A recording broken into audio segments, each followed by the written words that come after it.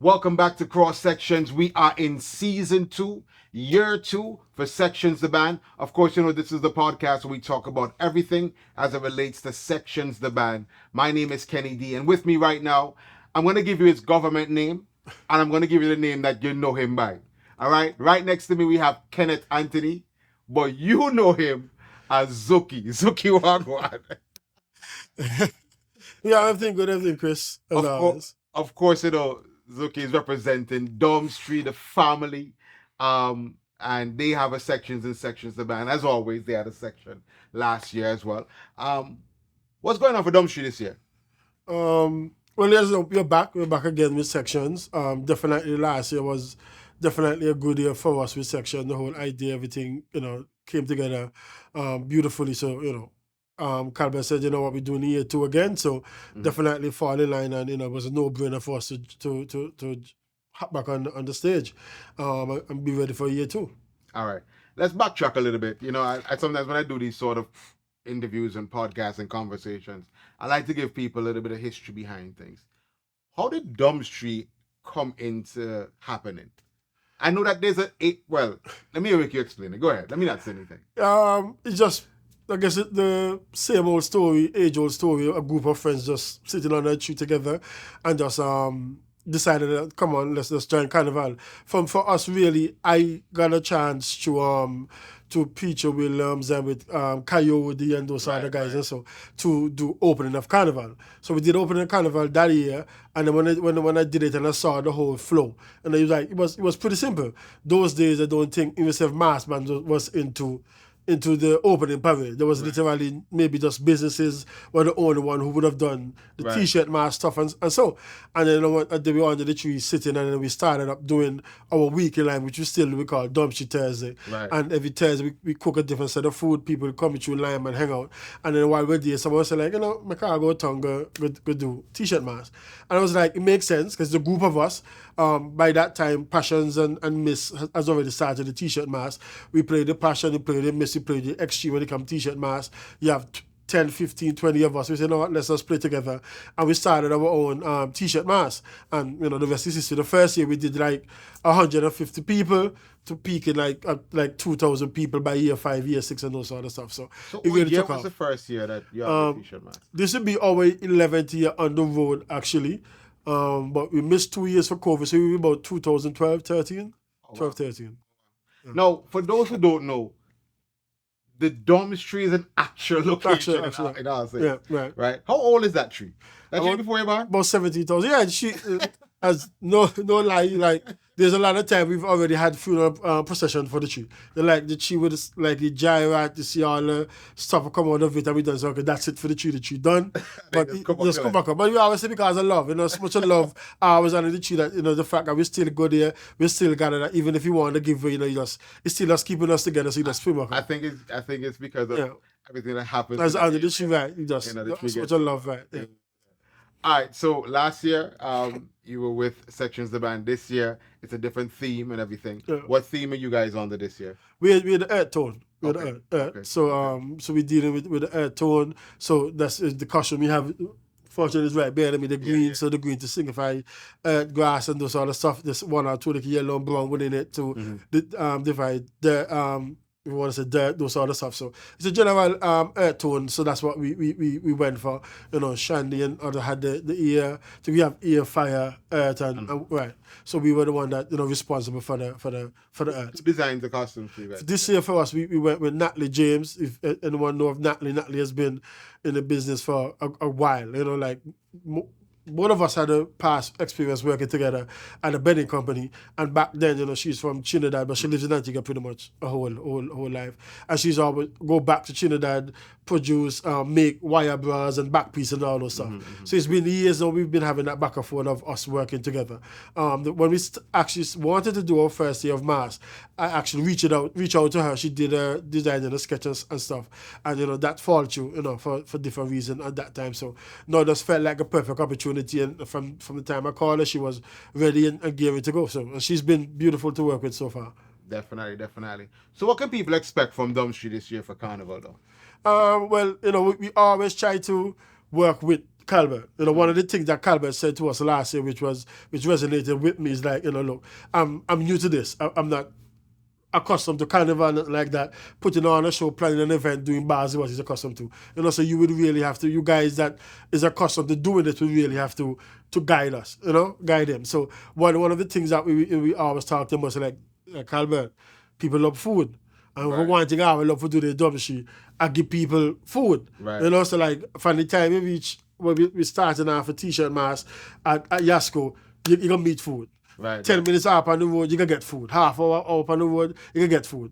Like, so you so you're probably one of the reasons why we have the food. Right. Because like we gave Calbert an ultimatum of two things. If you don't feed everybody, we're gonna feed the people that come on the machine. And since we wanted a one-band unity and no one thinking they're getting better, that's where we come. So even our famous Ice Pop, Sucker Bobby, so all those, So Calbert said, look, bring a Sucker Bobby tongue, do everything. So, you know, so like we worked together last year to make it feel like one band from our years of experience doing it. And that's the same thing that, you know, we did again this year. You know, from Shandy down to Calbert. Shandy, you know, really is the one who we get the idea and what colors will flow when it comes to the costume and those sort of stuff. Calbert from a production standpoint, and we just giving him an onward experience and know what people want. And people just want two things. People want to be happy, want to be fed, and want to be dancing on the road. So once the music is good and they don't have to wait to get options where food are concerned, you're good to go, and the costumes are already pretty. So they win. And because they're pretty is why they choose to be playing in a section and playing with us. So that's already win. So that's how to make the food and the music experience all in one. And it doesn't have to be big food.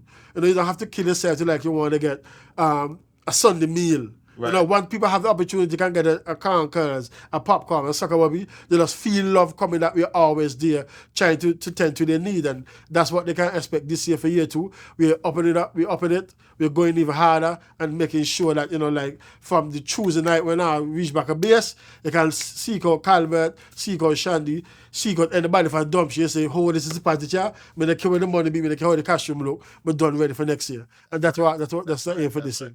And to a certain extent, that's sort of what happened this year too, because a lot of people after the experience they had last year, you know, they were ready to come back again and be a part of what's happening this year with Sechuns The Band. You know, I know Dumpstreet had a very strong contingent, and that's going to be the case again this year again. Yeah. What do you say most of the people who play with Dumpstreet? I know, even besides us, because we know that. Right. That's base, that's home. But what do you think is like the demographic that Dumpstreet caters to? I think over the years that he has really widened. I just said in the beginning it was mostly like a country vibe, also people that may know you, right, that will play with us. But let's say for the past 5 or 6 years, the demographic has really expand. You know, like last year, even we have like a group of person that was in doctors and those stuff that played. You're already getting messages from those other persons who already playing. You know, like when I saw the list of persons who already registered with us, and I said, Calbert, who this person? Calbert, we said there's somebody from France already registered with you guys. We have we have a group of persons from the US, about 7 or 8, who's coming down, who's registered with and playing with us where the mass is concerned. And you know, our local persons who always play with us, like persons that been with us in day one playing the mass, they've already registered and already when they make your post, they're under the post saying they can't wait, they're coming, whatever the case. So we've really broadened the horizon to not like you feel like it's a country thing, like all the Saints country thing, it's a nation thing, and you know, like we strongly believe in and why we try to keep the mass affordable for everyone to partake in. We believe that we can't be boasting of the greatest summer festival if there's no participation in the greatest summer festival. Right. You know, so part of the whole idea behind Sechuns is allowing everyone from every demographic and from every price range to can have the opportunity to can participate and play nice, affordable mass that, you know, once you're there, you don't feel like you're second rate to anybody. And so far from all the feedbacks, you know, everything has definitely been that case. As you said, when we launched, I was quite surprised, like if there's was 100 persons there, 90 of the persons were persons who played with us last year. So that proved one thing, that what we did last year worked, and persons were interested to see what we have again this year, because, you know, the natural progression be to stay where they're at because they know what they're getting. So, you know, so I'm confident that we will build on last year, and this year will be twice as good as last year was. Yeah, man, for sure. And it's going to be that way every year. Yep. Just getting better and better Definitely. and better and better. Now, is there anything you want to let people out there know as it relates to Dumb Street or sections and so on before we wrap up? Well, definitely. Sections, as we always try to talk, and it's one band. There's no segmentation. There's nothing whatsoever. So even if you're a Dumbshi fan, don't feel like, oh, if I come to sections, I will be second rate. That's not the case. It's one band. Everyone getting the same first class treatment, and it goes all around. Us also as Dumbshi, we'll be treating everyone with the same. So definitely checking with the numbers and where we're at. As a band, we're definitely moving closer to the 100% all around sold out, not just for Dumbshi section. Where we're at from last year, we're pretty much at 65%. Maybe sometime this week, we probably don't know when this week, but definitely this week coming up, 1 or 2 sections will be closing off completely. So from a standpoint of that, if whenever you see this, if you're interested in playing, definitely go down to the mass camp, contact someone from Dumbshi, contact Calbert, and definitely get registered, because I don't think we're taking anyone past May 31st, because that also goes with the whole idea of being overly prepared for mass. Like the biggest weekend now in the Carnival is Carnival weekend, from the Friday from Rise go right down. So a lot of persons don't want to have to worry about having to go collect a costume to mash up the weekend flow. So our aim is to definitely have everyone well packaged out, costume in hand before Friday. So when the weekend come, us and them can be enjoying the Carnival weekend also. So Dumbshi is always going to be Dumbshi. We're at our base. T-shirt mask is up and kicking. Everything for that will be flowing again also this week. So you can keep it up to everything. Keep it up to Dumbshi page. Keep it up to section, because as I said, it's one band. So anything we put out definitely will be shared also by sections. So you can follow either sections or Dumbshi page to get all the information both on Dumbshi and section, and definitely make year 2 be our year where mass is concerned. Because I'm telling you now, like people in advance, year 3, band of the year will be sections. Right? So, yeah, boy. Right. And just to let people out there know, this is not hyperbole. This is not me just saying so.